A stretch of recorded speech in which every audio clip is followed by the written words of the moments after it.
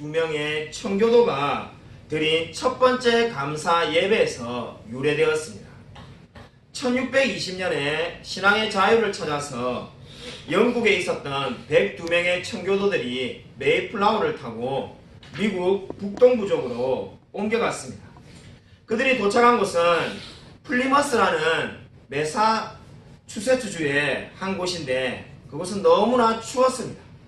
그곳에서 그들이 하나님께 감사 예배를 드리고 교회를 지었습니다. 근데 문제는 땅이 척박한 곳이라서 농사가 잘 되지 않았습니다.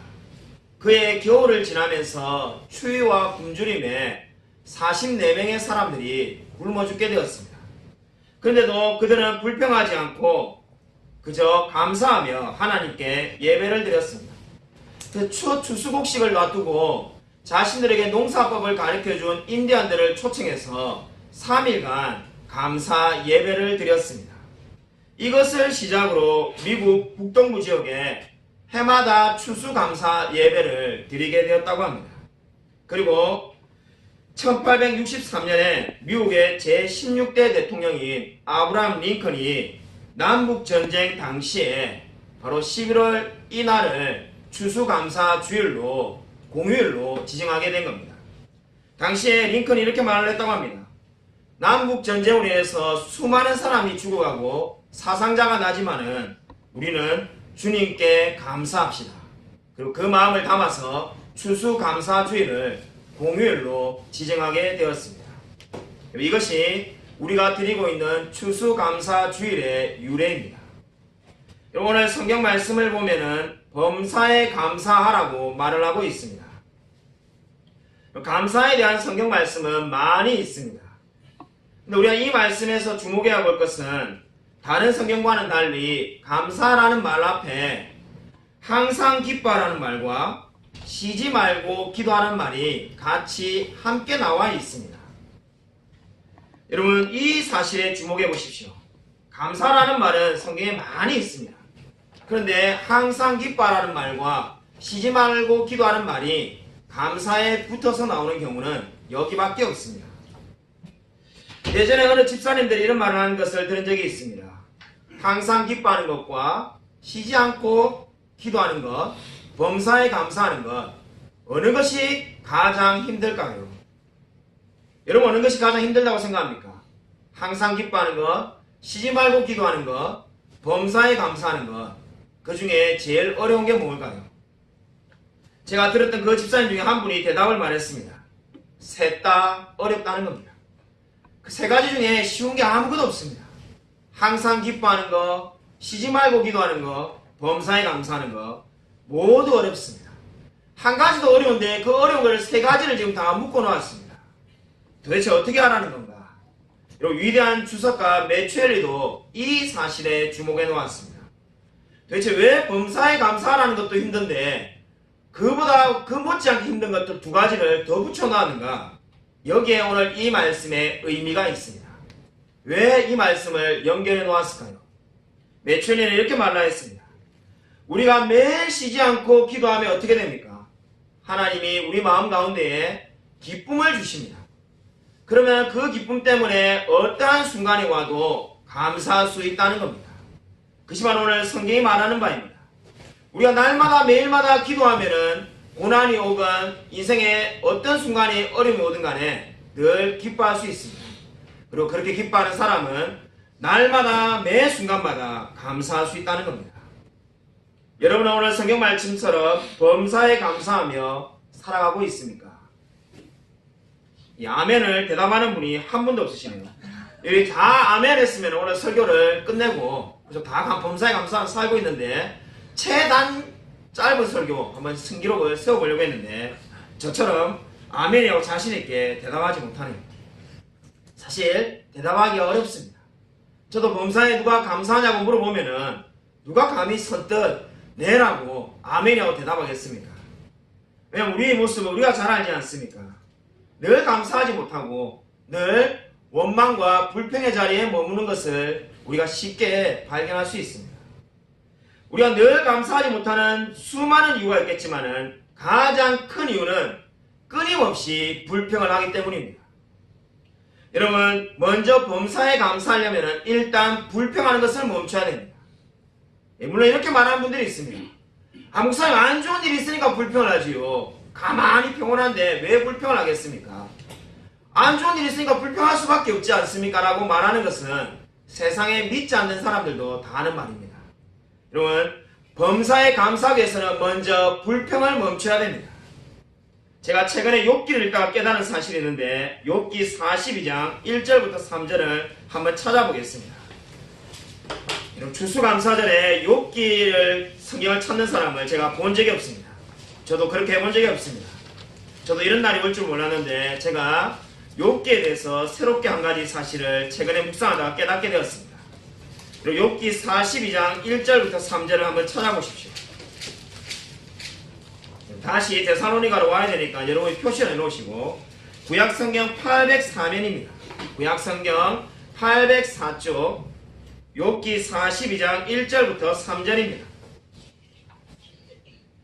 다 찾으신 줄 알고 우리 제가 한 절, 성도님들 한 절, 그리고 3절을 같이 읽도록 하겠습니다. 욥이 여호와께 대답하여 이르되 주께서는 못하실 일이 없사오며 무슨 계획이든지 못 이루실 줄 없는 줄 아오니. 함께 읽으시겠습니다. 무지한 말로 이치를 가린 자가 누구이니까? 나는 깨닫지도 못한 일을 말하였고 스스로 알 수도 없고 헤아리기도 어려운 일을 말하였나이다. 아멘. 여러분, 욥기 42장은 제가 생각을 해보니까 16년 전에 제가 첫 사역지에서 처음으로 설교한 본문이 바로 지금 이 말씀이었습니다. 그때는 전혀 다른 이야기를 했죠. 근데 제가 최근에 그때는 전혀 생각지도 못한 그것을 말씀을 묵상하면서 깨닫게 되었습니다. 우리 욥기는 주로 고난에 대해서 이야기하는 책으로 잘 알려져 있습니다. 그래서 욥이 고난을 당했지만은 수많은 친구들이 비난하지만은 그것을 이겨내었다는 거죠. 근데 여러분 한번 잘 오늘 욥기를 주목해 보십시오. 욥기 42장 1절부터 3절은 욥이 그렇게 찾고 찾았던 하나님을 다시 만나게 되었습니다. 욥이 친구들 앞에서 자기가 어려웠던 이야기들을 얼마나 많이 내뱉었습니까? 자기가 이렇게 하나님 앞에 부당한 대우를 받을 필요가 없었고 자기는 죄를 지은 적이 없다라고 자신 있게 이야기하였습니다. 근데 하나님 앞에 욥이 그 이야기를 하고 있는 것이 아니라 욥은 뭔 이야기를 하고 있습니까? 하나님을 만나자마자 욥기 42장 3절을 보면은 무지한 말로 이치를 가리는 자가 누구니까 이렇게 말하고 있습니다.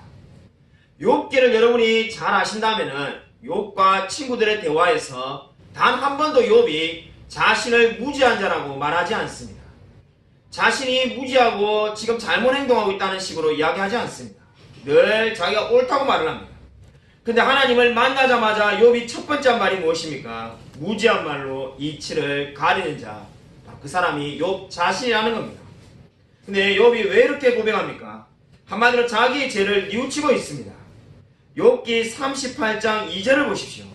우리 몇 장 앞에 보시면 욥기 38장 2절에 여러분 욥기 38장 2절에 보시면은 하나님이 38장에 욥에게 처음으로 등장하였습니다.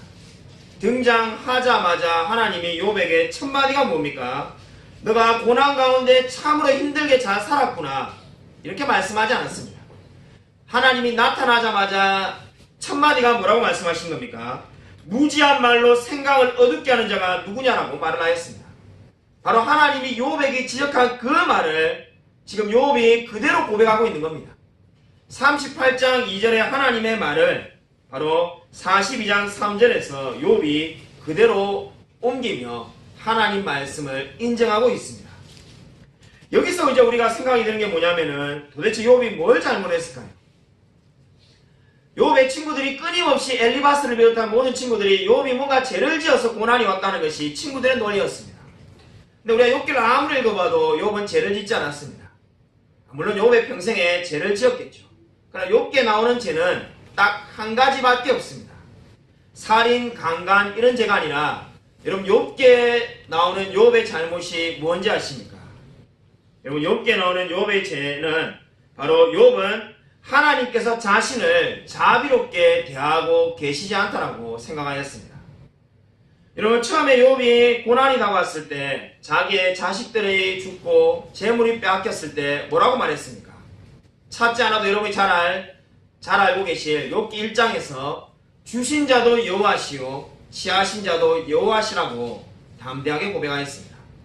그러한 고백이 사라지면서 욥이 계속해서 뭘 말합니까? 하나님이 자기를 잘못 대하고 있다는 겁니다. 나는 이렇게 큰 잘못을 하지 않았는데 하나님 나를 완전히 사악한 흉악범처럼 대하고 있다라고 끊임없이 불평하였습니다. 바로 욥의 잘못은 거기에 있는 겁니다. 하나님께서 나타나자마자 뭐라고 말씀하셨습니까? 무지한 말로 하나님을 판단하는 자가 누구냐라고 말을 하고 있습니다. 무지한 이치로 무지한 말로 생각을 어둡게 하는 자가 누구냐라고 욥에게 하나님이 말하고 있지 않습니까? 그 하나님 말씀의 뜻이 뭡니까? 욥이 하나님의 섭리를 다 알지도 못하면서 이러한 저러한 이야기를 끊임없이 불평하는 그 태도가 잘못됐다는 겁니다. 그리고 욥도 즉각적으로 그 하나님 말씀대로 회개하며 자신을 뉘우치고 있습니다. 여러분, 이것이 바로 욥기가 말하는 중요한 영적인 교훈입니다. 욥이 다른 사람을 때리거나 거짓말을 한 것이 아닙니다. 하나님의 섭리를 받아들이지 못해서 자신이 느끼는 모든 감정을 그대로 다 내뱉은 것, 그것이 잘못됐다라고 성경이 말을 하고 있습니다. 저와 여러분도 마찬가지지 않습니까? 우리가 고난이 찾아오면 어떻게 합니까? 바로 첫마디가 우리가 불평하기 시작합니다. 원망하기 시작합니다. 도대체 내가 뭘 잘못해서 인생에 어려움이 옵니까? 하나님이 실수하고 계신 거다. 하나님 왜 나에게 이렇게 어려움을 주시는가? 끊임없이 원망하며 자신의 상황을 비판합니다.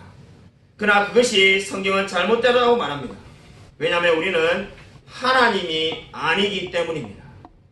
여러분, 욥기를 주목하여 보십시오. 우리는 하나님의 섭리를 알 수가 없습니다. 여러분, 욥기의 마지막 결론이 어떻게 됩니까? 욥이 귀로만 듣던 하나님을 눈으로 알게 됐다고 말하고 재물도 갑절로 늘고 더 큰 축복을 받았습니다. 욥이 만약에 결론을 알았다면 절대로 그렇게 불평하지 않았을 겁니다. 그러나 그는 그 현실을 몰랐기 때문에, 하나님의 섭리를 몰랐기 때문에 끊임없이 불평하는 자리에 설 수밖에 없었습니다. 그래서 욥기를 읽어보면 욥이 내가 태어나지 말았어야 된다라고 원망하는 모습을 발견하게 됩니다. 여러분은 어떻게 고난 가운데 살아가고 있습니까? 지금 안 좋은 일이 있다고 해서 바로 불평과 원망을 하지 마십시오. 한 가지 안 좋은 일이 생겼다고 해서 바로 불평하는 것은 믿지 않는 자들과 똑같이 행동하는 겁니다. 여러분, 그러면 성경의 범사에 감사라는 것은 무엇입니까? 먼저 우리가 하고 있는 불평을 오늘부터 그만두십시오. 끊임없이 불평하면서 범사에 감사하며 살아갈 수가 없습니다. 김중교 전도사님이라는 분을 아십니까?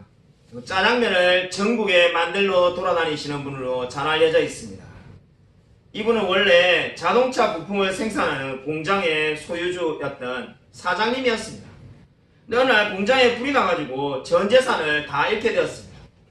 땅 한 평 사놓지 않고 모든 것을 다 공장에다가 올인하였던 이분이 공장에 불이 나니까 한마디로 거지가 되었습니다. 그러니까 생각해보니까 이제 희망이 없습니다. 죽어야 되겠구나.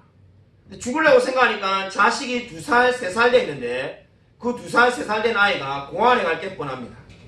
아이들도 같이 죽자 생각하고 트럭에다가 2살, 3살 된 아이를 태우고 경인고속도로를 무서운 속도로 달리기 시작합니다.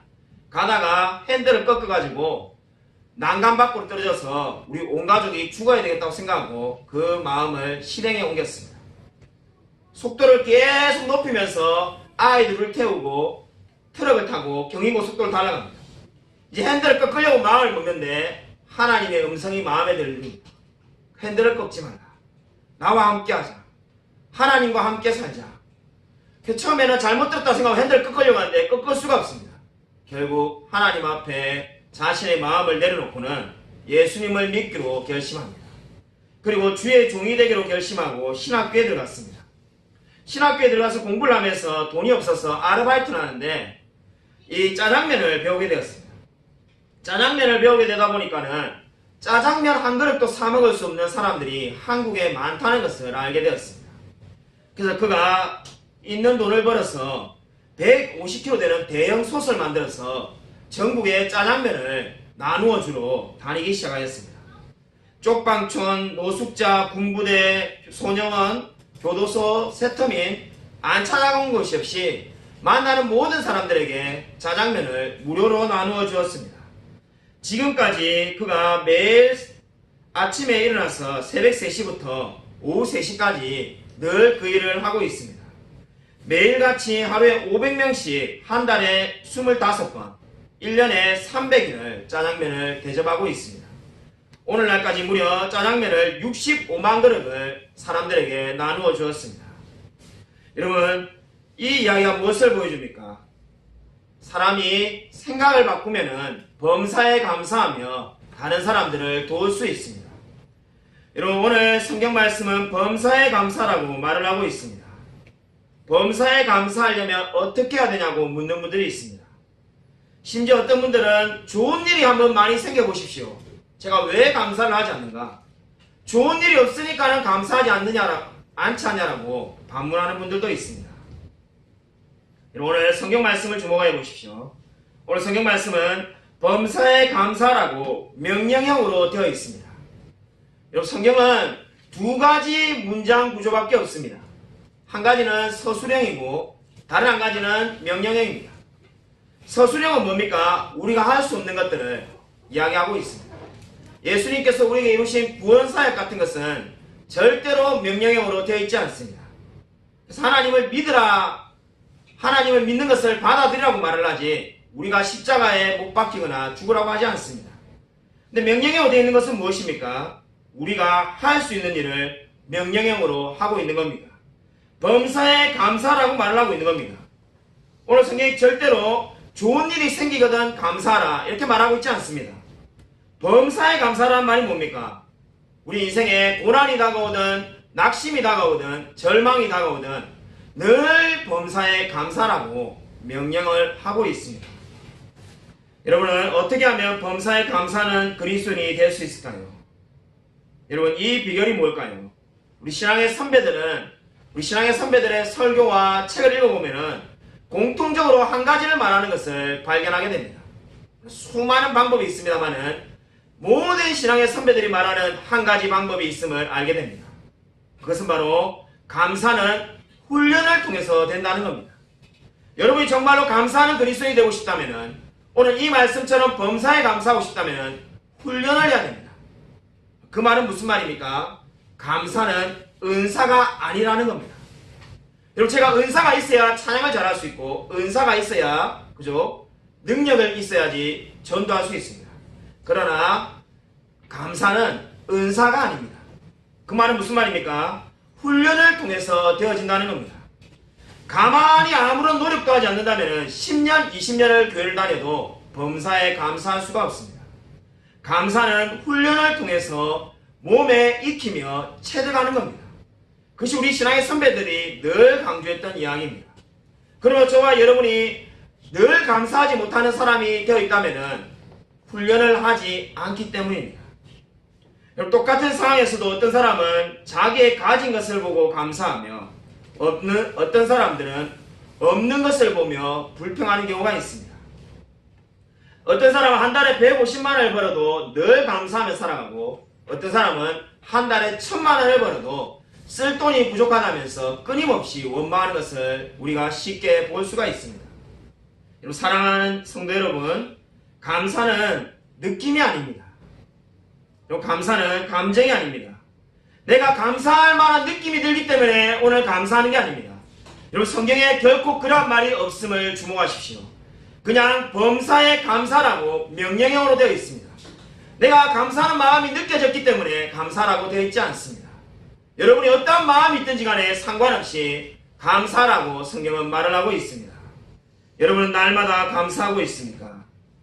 종교개혁자 마틴 루터는 선한 사람은 있는 것을 생각하고 감사하고 악인은 없는 것을 생각하며 불평한다라고 말을 하였습니다. 늘 감사의 훈련이 받은 사람은 있는 것을 바라본다는 겁니다. 불평하는 사람은 늘 뭘 바라본다는 겁니까? 내가 가지고 있지 않은 것, 없는 것을 바라보며 끊임없이 원망한다는 겁니다. 불평하는 사람들은 뭔가를 가지게 돼도 없는 것이 너무나 많기 때문에 그 없는 것을 끊임없이 원망하는 거죠. 아마 영원히 불평할 수밖에 없습니다.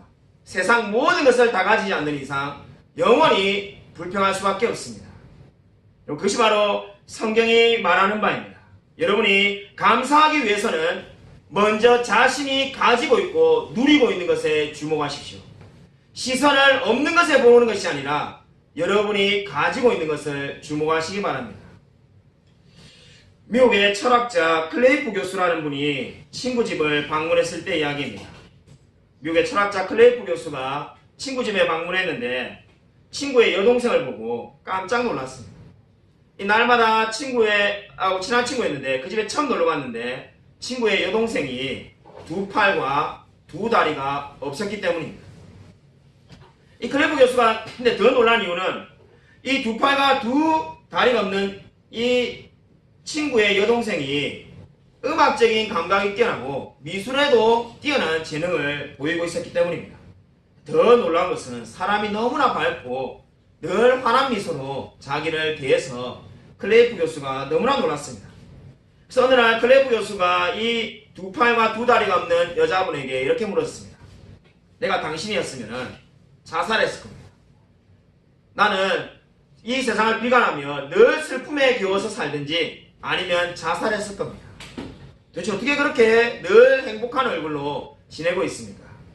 그때 이 두 팔과 두 다리가 없는 여자분이 이렇게 말을 했다고 합니다. 제가 예수를 믿고 난 다음에 내 자신을 보니까 내가 가진 것이 정말로 많다는 것을 알게 되었습니다.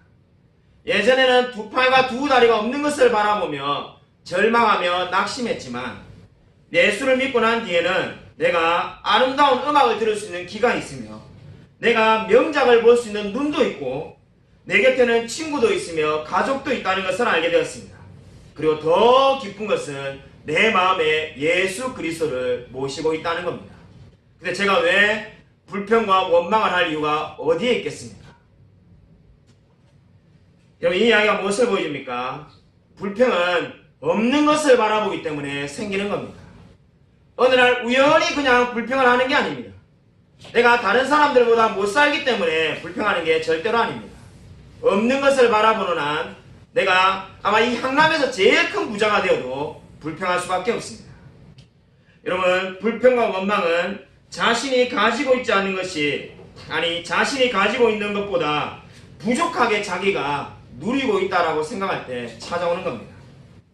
여러분 욥처럼 나를 하나님이 부당하게 대우하고 있다는 생각이 바로 불평이 나올 수밖에 없습니다.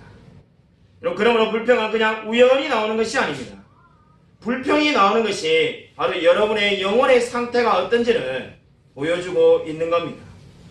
저와 여러분이 하나님으로 만족할 때 감사가 넘쳐날 수가 있습니다. 여러분 오늘부터 여러분이 가지고 있는 생각과 영혼의 안경을 바꾸어 보십시오. 불평의 안경을 쓰고 바라보면 모든 것이 마음에 들지 않습니다. 직장도 마음에 들지 않고 교회도 마음에 들지 않고 여러분의 친구와 심지어 가족도 마음에 안 듭니다. 모든 것이 마음에 들지 않을 겁니다. 그러나 여러분이 생각과 영혼의 안경을 바꾸어 쓰면 모든 것이 감사하게 될 것입니다. 여러분 감사하는 훈련을 해보십시오. 오늘부터 여러분의 마음속에 내가 날마다 감사하겠다라고 다짐하십시오. 경영의 신이라고 불렸던 일본의 마츠시다 고노스케 회장을 아십니까? 너무나 유명한 분이죠. 일본에서 가장 존경받는 기업인 3명 중에 1명으로 뽑히기도 하였습니다. 마츠시다 고노스케는 자신의 인생에서 3가지 감사 때문에 자기가 성공했다고 늘 말하곤 하였습니다. 3가지 감사가 뭔가? 첫 번째, 집이 가난한 것을 감사한다는 겁니다. 어릴 때 집이 가난한 집에서 태어나서 구두 닦기와 신문판이 수많은 고난과 고생을 했는데 그것이 인생의 큰 경험이 되었다는 겁니다. 두 번째, 이 고노스케 회장이 감사하는 것은 어릴 때부터 몸이 너무나 허약하게 태어난 것이 감사하다는 겁니다. 너무나 몸이 허약하게 태어났기 때문에 자기가 늘 운동하지 않으면 안 된다고 생각하고 몸 관리를 해야만 살 수 있는 사람이라 생각하고 철저하게 자기 관리를 하는 습관이 어릴 때부터 들었다는 겁니다.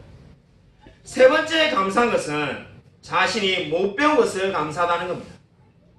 초등학교도 못 나온 덕분에 늘 부지런하게 내가 일하지 않으면 살 수 없는 연약한 사람의 것을 알고 늘 부지런하게 살고 회장이 되었어도 나는 못 배운 사람이니까 다른 사람의 이야기를 들어야 되겠다고 생각하며 늘 다른 사람의 이야기를 경청하게 되었다는 겁니다. 그래서 마츠시다 고노스케 장은 자기의 인생에 세 가지가 감사한데 가난과 허약함과 못 배운 것을 감사하다고 말을 하였습니다. 가난과 허약함, 못 배운 대부분의 사람들은 이 세 가지 중에 한 가지도 가지고 싶어 하는 게 없습니다. 그런데 그것을 감사하니까 어떻게 됩니까? 인생이 달라질 수밖에 없습니다. 여러분, 무엇을 감사하며 살아가고 있습니까? 여러분 가운데 부족한 것 때문에 끊임없이 원망하며 살아가고 있지 않습니까? 왜 나는 못 배웠는가? 왜 나는 이렇게 건강하지 못한가? 왜 나는 이렇게 많이 가지지 못했을까? 부자 부모님을 만났으면 편안하게 살 건데 이렇게 끊임없이 원망하고 있지 않습니까? 여러분, 감사하며 살아가십시오. 여러분이 감사할 거리를 찾아보면 얼마나 감사할 거리가 많다는 것을 깨닫게 될 것입니다. 제가 야구를 좋아하는데 팀버크라는 뉴욕 매치의 전직 야구 투수에 대한 이야기를 여러분에게 들려드리고자 합니다. 여러분, 팀버크라는 선수는 몬트리올 엑스포의 올스타 출신의 투수였습니다. 34세 때 갑자기 선수 생활을 그만두었습니다. 그만둘 때 그가 받고 있던 연봉이 200만 불이었습니다. 우리나라 돈으로 약 20억이 넘죠. 그러한 돈을 계속 받을 수 있는데 일찍 은퇴해버렸습니다. 은퇴한 이유가 뭔가? 자기의 아내와 5 아이들과 잘 보낼 수 있는 시간을 많이 가지겠다는 겁니다. 네, 흥미로운 것은 이 5명의 아이가 모두 입양한 아이라는 데 있습니다. 첫 번째 아이는 어떤 아이인가? 한국에서 태어난 아이인데 스테파니라는 이름을 가지고 있는데 심장에 구멍이 뚫려 있었다고 합니다. 그리고 부모님으로부터 버림받아서 한국에서 팀버크에게 입양되었습니다. 두 번째 아이는 라이안이라는 아이인데 과테말라에서 태어나서 정신지체가 있는 아이였습니다. 그리고 세 번째 아이는 니콜이라는 역시 한국 아이인데 태어날 때부터 오른손이 없고 심장에 문제가 있어가지고 하루에도 몇 번씩 발작을 하는 아이였습니다. 그런데 결국은 그 아이도 역시 입양을 하였습니다. 네 번째 아이는 베트남에 있는 아이인데 웨인이라는 아이는 B형 간염과 발가락의 안쪽으로 굽어져 있는 내반족을 가지고 있었습니다. 그리고 막내 아이 잭 큘라인은 과테말라에서 태어났는데 구순염을 가지고 있고 입술과 입천장이 갈라져 있는 그러한 장애를 가지고 있는 아이였습니다. 한마디로 5명 모두가 버림받은 아이고 정상적인 애는 아무도 없습니다. 기자가 찾아가서 팀버크에게 물었습니다. 아니, 그 유명한 올스타도 포기하고 애를 돌보기 위해서 이렇게 이제 쉬기 위해서 야구를 그만뒀는데 그것도 알고 보니까 자기 자식도 아니고 남의 아이, 그 남의 아이도 정상적인 아이는 하나도 없고 다 장애만 가지고 있는 아이를 왜 입양했냐고 물었습니다. 그때 팀버크가 이렇게 말을 하였습니다. 우리는 이 불쌍한 아이들의 운명을 바꾸어 놓았습니다. 우리가 입양하지 않았다면 아이들이 죽거나 혹은 인생이 밑바닥에서 힘들게 살았겠죠. 저는 그러한 마음으로 처음에 아이들을 입양했습니다. 아이들의 운명을 바꾸어주자. 그들을 도와주자. 근데 아이들을 키우면서 제가 깨닫게 된 것은 이 아이들이 우리의 운명을 바꾸었다는 겁니다. 제가 아이들을 통해서 감사를 알게 되었고 행복이 무엇인지를 알게 되었습니다. 저는 고통을 극복할 수 있는 힘을 준 참 그리스도인이 되게 되었습니다. 예전에는 그저 형식적인 그리스도인이었는데 이 아이들을 통해서 진정한 그리스도인이 되었습니다. 여러분, 이 팀버크의 고백 중에 가장 마음에 와닿는 말은 그가 아이들 때문에 오히려 감사하게 되었다는 겁니다. 자신들이 아이들을 도와줬고 필요를 채워줬다고 생각하는 것이 아니라 아이들이 나의 생각과 운명을 바꾸었다라고 믿고 있는 부분입니다. 여러분, 이 팀버크가 우리에게 주는 영적인 교훈이 무엇입니까? 날마다 감사하며 살아가면 모든 것이 다르게 보입니다. 여러분, 진정으로 늘 감사하며 살아가고 있습니까? 오늘은 추수감사주일입니다. 여러분은 무엇을 감사함으로 하나님 앞에 나아가고 있습니까? 여러분, 아무쪼록 범사에 감사라는 하나님의 말씀대로 날마다 그 어떤 순간에도 감사하며 살아가는 저와 우리 모든 성도님이 되시기를 주님의 이름으로 간절히 축원드립니다. 네.